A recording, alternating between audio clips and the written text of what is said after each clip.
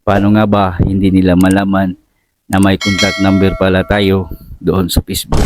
Ibig sabihin, kaibigan, ito yung mga number na katawagan natin na na-delete na. Posible din ito yung mga number na bago doon na nakapunbog sa ating phone. At paano nga ba hindi nila malaman? Kasi nga, kung nabuksan ang iyong Facebook account ng iba o na yung kilala, malalaman pa nila ang lahat ng mga deleted contacts at posible na magganon-ganon. Char. Kaibigan, kung interesado ka sa ating video, kung may nais kang malaman, i-comment sa comment section. Kung bago ka pa lang, i-click ang follow button at i-subscribe mo na din ako para personal mo kung ma-message sa mga ganito nating video. At tiyaking matapos ang ating video para hindi ka talaga malaman yung mga contact mo sa Facebook. Tara, let's go! I-open mo lang ang iyong phone, kaibigan. At ito yung sinasabi ko, kaibigan, na mga contacts na nalalaman ni Facebook. Dito nakapaloob sa ating ito yung mga contacts na nakapaloob sa ating cellphone. At alam ito ni Facebook kahit deleted man o bago na mga contacts o luma man o bago mga contacts, ma-store po ito doon sa Facebook at malaman pa nila na may mga contacts kang mga ganon-ganon. So, char lang.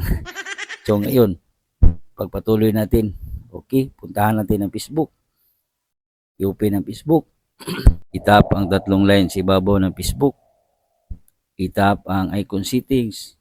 I-tap ang Meta Account Center, More in Account Center. I-tap itong Your Information and Permission. Then, i-tap mo itong Upload Contacts.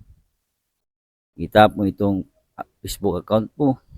Nakatagilon ito. So, malalaman talaga nila pag binuksan ang ating Facebook account, yung mga marunong na, ay makikita doon ang mga deleted contacts, mga bago, mga lumang contacts o noon pa na mga contacts. Makikita po lahat ito.